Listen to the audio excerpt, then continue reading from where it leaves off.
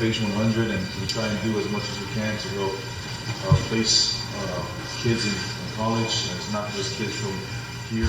What we emphasize is academics, football second, because you'll never be able to play or go up to university level without that piece of paper academically, and then it's your SAT results.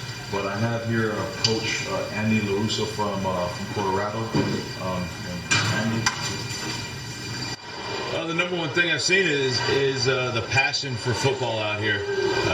The young men are so excited about the game, and they play with such intensity and with such love for the game that it just excites coaches like myself to come down here, and you can see how important it is to them. And it's such a great opportunity for both the students and for us to come down here and recruit and get a chance to meet these people, and for them to meet us, and we can showcase what we have in Colorado, and also the great things that's here in Samoa.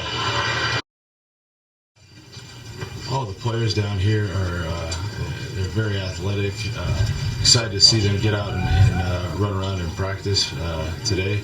But they've displayed a lot of great qualities, and very excited to be looking at them, recruiting them. We just go down and we try and meet the head coach and look at all the senior prospects and try and find guys that have great academics, great character, and also the ability to play football in the Pac-12 conference. I think there's a lot of great coaching going on down here. I think each program has its own distinct style, which is exciting to see.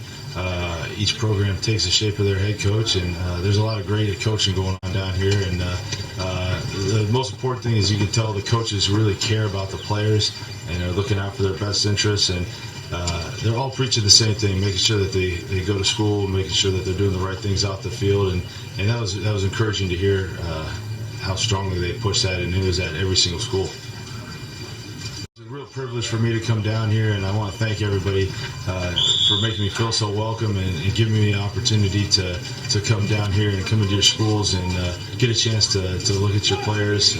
It's been a real blessing on my part, and I'm very excited and grateful for the opportunity, so thank you very much.